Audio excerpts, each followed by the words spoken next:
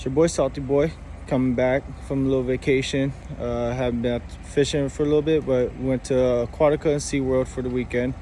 First time at both parks, so we're going to hit channel number 5 today, so stay tuned for that. And then we're going to stop at YNL, Kings of the Sea, to get some ballyhoo, some shrimp, and some squid. 3 main baits I fish with all the time. Got my stuff lined up here, packing the car up, and I'll see you guys out there. Salty Boy. All right, guys, so we made it, channel 5. I'm gonna start unpacking. Got a lot of stuff unpacked, but I'm gonna do a couple things out there that I did do on last video. I'm gonna show you guys what type of rig I'm gonna be using, what type of hooks, stuff like that. So I'll get back to you in a couple minutes. Salty Boy out. Oh, can I put in there too that my wife is my #1 sponsor? Yeah, she got me this for Father's Day. Salty Boy with my name on it. Brand new Bass Pro backpack. Loving this backpack. Got compartments for everything. My glasses. Got my scarves here that I soak in cold water and put around my neck and head to keep me cool.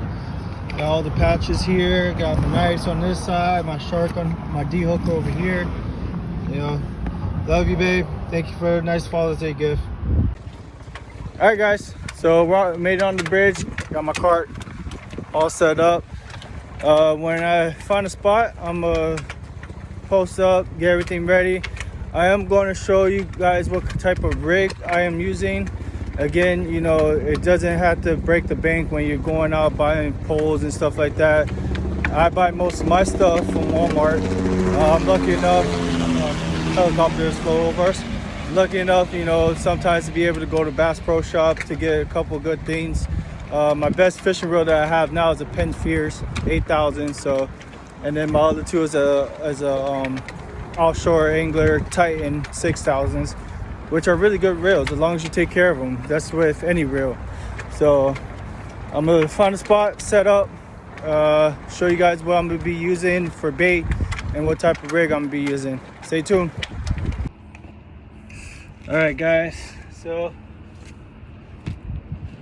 just put the Torment, this is the blue label chum, in my chum bag, and I'm gonna tie it up, toss it over the middle, get it to start chumming a little bit.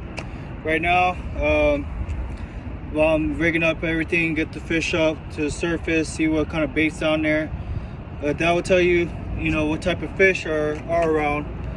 So we're gonna start with the chum first, get it tied out, throw it over the edge, and then we'll start getting rigged up. Once we get that happening, I'll come back and show you guys what type of rig I'm using. All right, stay tuned. Right back. All right, guys, so as I'm setting up, I don't know if you guys see that big old tarpon. There's a couple tarpons rolling around. Right now, the chum bag is right there. Trying to get some mangroves, because the mangroves like to be inside the tunnels. That's where I caught the last time, the 13 inchers in the tunnels. I see something swimming down there. Not sure what it is, but well, we'll check on it once we're done rigging up. It looks like the tide's about to start shifting, so we'll see. It's a beautiful day. Really nice out here. All right, guys, so we're back.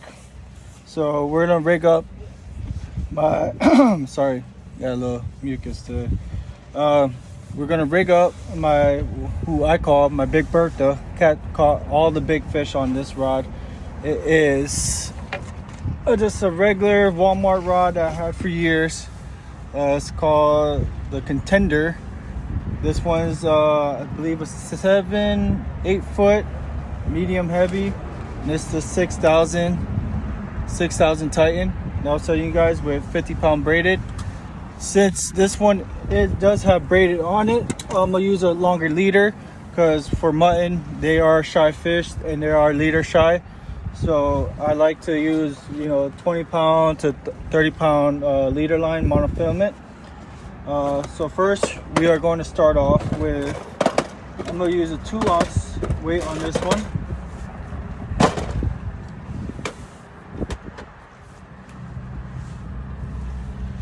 So we got a 2-ounce egg weight here.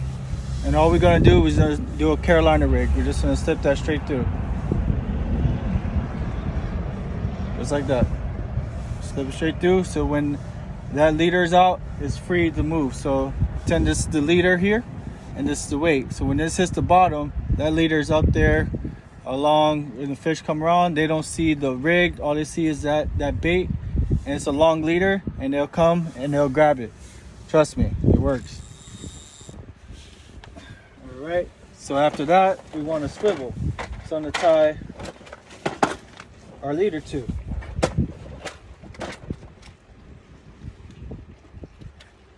So this is what you call a swivel. This turns, twists, so that way your line doesn't get twisted up when it's out in the water with the current. And then we're just gonna do a regular knot. I don't know what it's called, but I do a twist knot, which is you take it here, slip through the eye, just like that, and we just twist it over. I do about 7 times. 2, 3, 4, 5, 6, 7. And then you put it through the eye, just like that. Go back through the eye here, and then I come back through that bigger eye right here. Wet it, and pull both sides, the tag in there. There you go. We'll cut off the tag at the end. All right. So there we go. So now we got our egg weight here tied to our slip knot here, and then to our swivel. Okay, and then we're gonna tie our leader from here all the way down.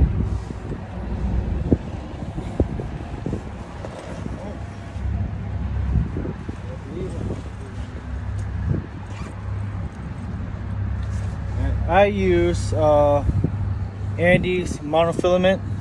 It's really good, cheap. Again, budget fisherman. I've never had any problems with it. It has good stretch to it. And then what we're gonna do, we're gonna take it and we're gonna stretch it arm's length. All right. See that? That's arm's length. All right. Have a nice long leader on there. So when those muttons come down, they see all they see is the hook. They shouldn't even see the hook. They should just see that bait floating in the water. All right. We're gonna do the same knot. Okay. Again. Twist. 1, 2, 3, 4, 5, 6, 7. Put it through the eye. Put it back through. Wet it. And then pull tight. There you go. We'll cut the tag in at the end.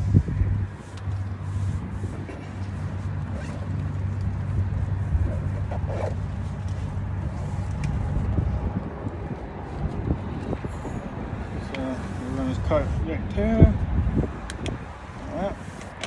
So on this one we're gonna use, I believe I'm gonna use a 3/0 hook. Yep, a 3/0 hook. Okay. That's gonna set up nice. The muttons, you know, the bigger muttons, they tend to swallow hooks and when they eat. So hopefully, you know, they don't swallow this one. It's a 3/0 hook. I wish I had 4, but I don't have a 4/0 right now. And we're gonna do the same knot on that too. Again, hooks here, through the eye, and we're just gonna twist it. 1, 2, 3, 4, 5, 6, and 7. Put it through the eye, and then back out through that bigger eye. Again, like anything else, let it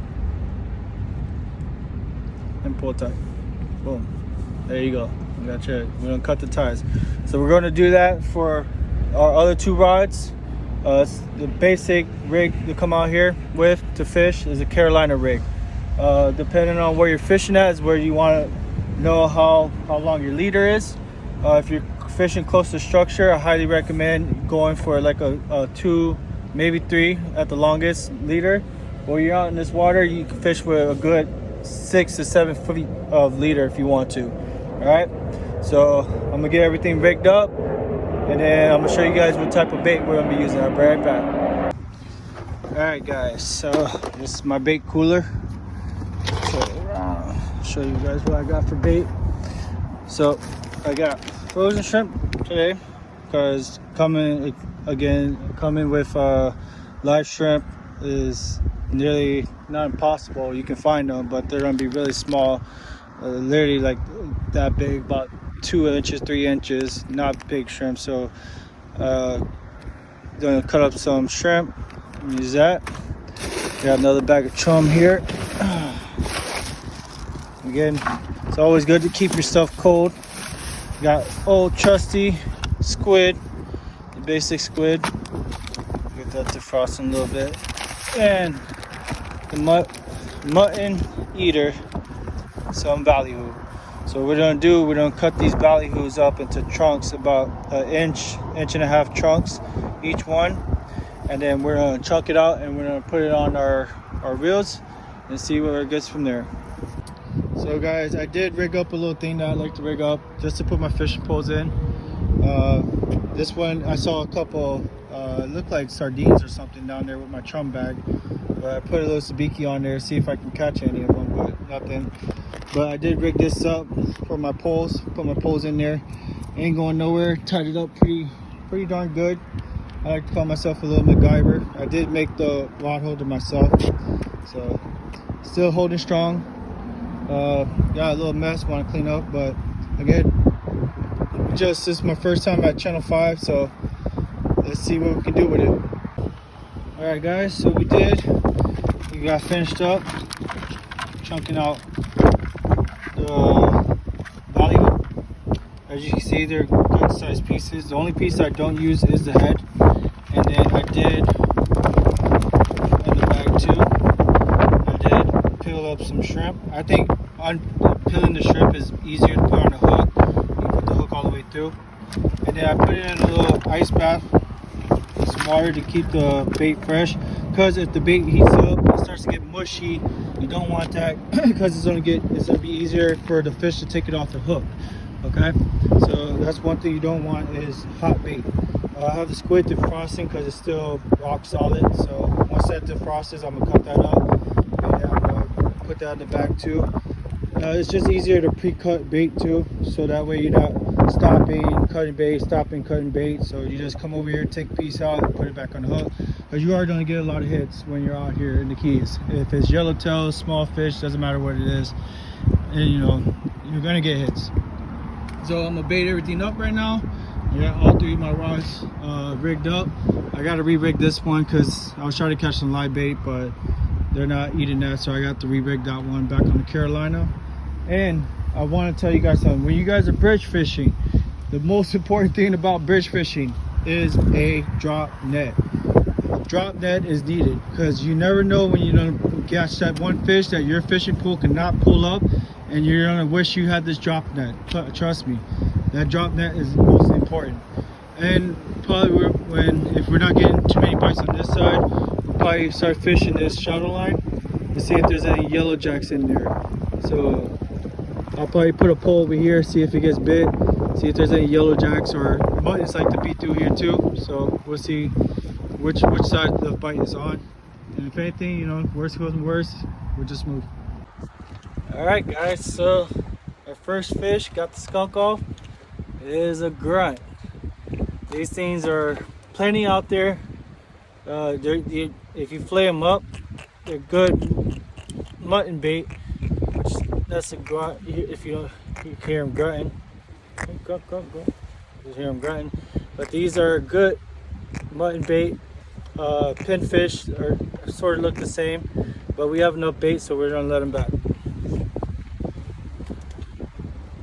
All right, guys, look what we just pulled up. So we got a yellowtail. Oop, just popped right off. So they gotta be 12 to the tail. So this guy's not 12, but that's a good size. Nice to get the skunk off the pier. So we're gonna let him back. All right, guys, let's keep getting them. So guys, as you can see, there's no shortage of yellowtails. at all. So we're gonna get them back real quick. So try to get a bigger one. Woo. All right, guys, got another one.